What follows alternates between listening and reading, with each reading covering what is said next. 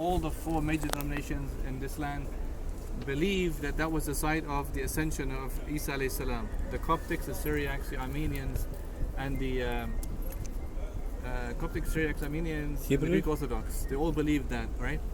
Now we, of course, we don't believe that. We don't know the exact location of where Allah raised Isa alayhi salam from, but Allah said, Allah raised him. وَمَا قَتَلُوا وَمَا صَلَبُوا وَلَكِنْ شُبِّهَ لَهُمْ. Allah did not, he wasn't killed nor crucified, but it was made to appear like that.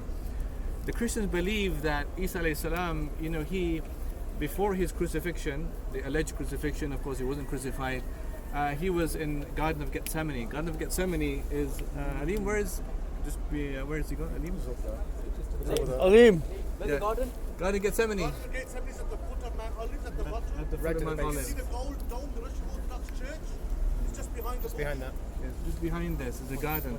So in the Christian accounts, it says Jesus was in the. That's where he was arrested from, Garden of Gethsemane. But there's an interesting thing that happened. It says in the Bible that Jesus fell on his face and prayed. So that's very similar to the kind of things that we do, because we fall on our face in sajda and we also pray. An obvious, easy, logical point about who was Jesus then praying to if he's stuck, like Allah tells us to make dua to Allah if we're stuck, And so Isa alayhi salam said this famous words that this cup passed before me, thy will be done. All these famous things come from Garden of Gethsemane, or Gethsemane here it's called. And that's where he was arrested, they say. Garden of Gethsemane, then taken to his crucifixion site. The reason why Christians believe that's the Church of Ascension is because they believe, all of the denominations, that in the Bible it says that the Mary of Magdalene, you'll see her church, the one with the Russian style. That's Church of Mary Magdalene, and she's quite famous in the biblical tradition because it says that she was the first to notice that the tomb of Jesus was empty. Okay, so that's relevant to the Church of Holy Sepulchre. She's also the first to say that she saw the spirit of Jesus hovering above them, right? She was also in the Last Supper, so she's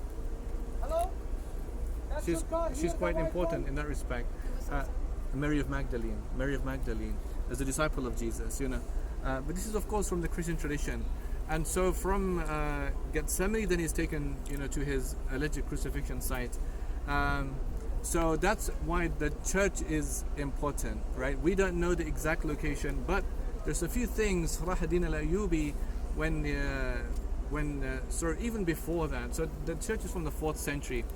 But when the Persians defeated the Romans, they destroyed the church, right? When the Crusaders came, they rebuilt the church, but they began to add on things, artifacts. They began to say, for example, inside the church is where the true cross is, inside the church is where the true footprints of Jesus are. And this was kind of the cult of icons and iconography that was very famous in the Crusader era. And then when the Muslims came, Salah ad-Din al-Ayyubi, for example, in his time, he had built for them the dome of that church as a waqf. Even that church now is a waqf, belongs to the Muslims. There was also a minaret, but it's half destroyed. That was also a waqf for the Christians. There's also a mihrab. If those of you went to study Sweat, there's a mihrab there to show, and the kind of the middle area where they believed the footprints was moved to the right hand side, and the middle area was left open. And these small changes were made. But the point is, that's what they believe. We don't believe that. We don't know exactly that's what happened. Then we moved on and we came to the tomb of Rabi' al-Adawiyya, rahmatullah alayh. She's very famous. Now, what happened is that in the Crusader period there was like contested spaces. The Jews believe that that's the tomb of a prophetess called Hedla. They believe in prophetesses, but the notion of a prophet is different to our concept of a prophet. But they believe that was her tomb. The Christians believe that same tomb is a tomb of a saintess called Pelagia. She was first known as Pelagius because they thought she was a man because she dressed like a hermit. She emerged out of a tradition of a kind of a cult of Mary. So you had a lot of women, even in the Garden of Gethsemane, who used to come here dressed like men, like hermits, women with hoods, to be disguised. They were refused to get married. They wanted to live like Maryam alayhi salam, and so she was one of them. She became very famous. Pelagia, her name was, and Christians allege she's very. This is why that one location you'll find Christians, Muslims, and Jews all visiting that one the tomb, because they all believe someone of theirs. It's more likely that Rabi al-Adawiyya is buried in Basra, because she's student of Imam Basri, and people of Basra all say that she's buried there anyway, so Allah knows best. But that's there. And then we hear these are the Mount Olives. Now, many of the Mufassirin, they say when Allah says subhanahu wa ta'ala, وَالتِّينِ وَالزَّيْتُونِ وَطُورِ سِينِينَ وَهَذَا الْبَلَدِ الْأَمِينَ, the Zaytun is in reference to the Mount of Olives. Allah is bringing up 4 places here. وَالتِّينِ, the figs of Damascus, وَالزَّيْتُونِ, the olives of the Mount of Olives, وَطُورِ سِينِينَ, Mount Sinai, where Musa spoke to Allah, and هَذَا الْبَلَدِ الْأَمِينَ, in the city of Mecca. But I want us to take a very big message here. Allah then says, لَقَدْ خَلَقْنَا الْإِنسَانَ فِي أَحْسَنِ التَّقْوِيمِ ثُمَّ رَدَدْنَاهُ أَسْفَلَ سَافِلِينَ. Allah says, we created man in the best human disposition ever. But then also man, he sinks into like a depravity, right? So why is Allah therefore specifying spaces and then speaking about the nature of man? Isn't it interesting? Like for example, when Allah says, وَنَفْسٍ وَمَا سَوَّاهَا فَأَلْهَمَهَا فُجُورَ وَتَقْوَاهَا قَدْ أَفْلَحَ مَنْ زَكَّاهَا وَقَدْ خَابَ مَنْ دَسَّاهَا. Then Allah mentions ثَمُودَ بِطَغْوَاهَا.